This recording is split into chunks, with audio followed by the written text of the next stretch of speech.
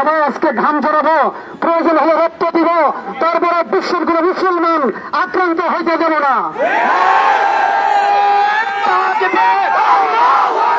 মহাসচিবের পরই নয়, রাজপথ ছাড়িয়ে নয়। আসসালামু আলাইকুম ওয়া রাহমাতুল্লাহি ওয়া বারাকাতুহু। সম্মানিত আজকের বিক্ষোভ মিছিলের সভাপতি হযরত উলামায়ে কেরাম, ছাত্রবৃন্দ, সুধী মণ্ডলী, আমরা কেন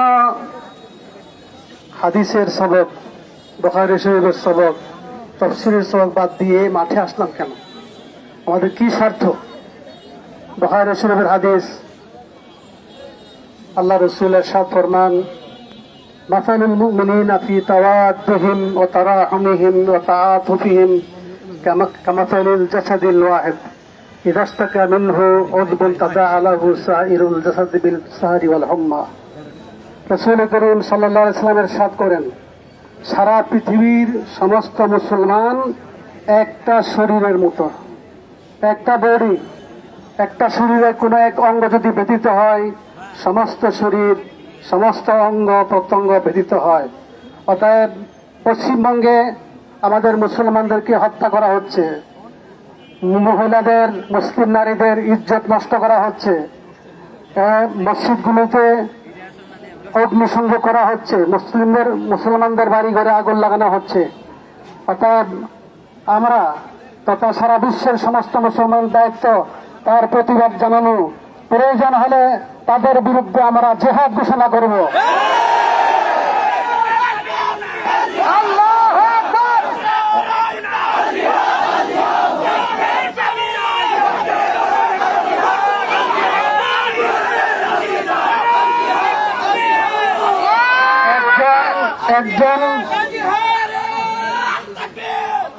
একজন মুসলিম নারীর শ্লীলতাহানির জন্য জিহাদ ঘোষণা করা হয়েছে।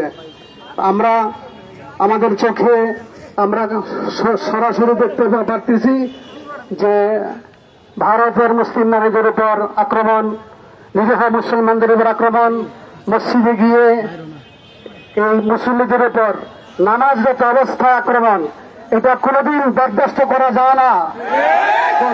আমরা প্রতিবাদ জানাই এবং সাথে সাথে সরকারের কাছে আমরা অনুরোধ করব এর সরকারিভাবে এর প্রতিবাদ জানানোর জন্য।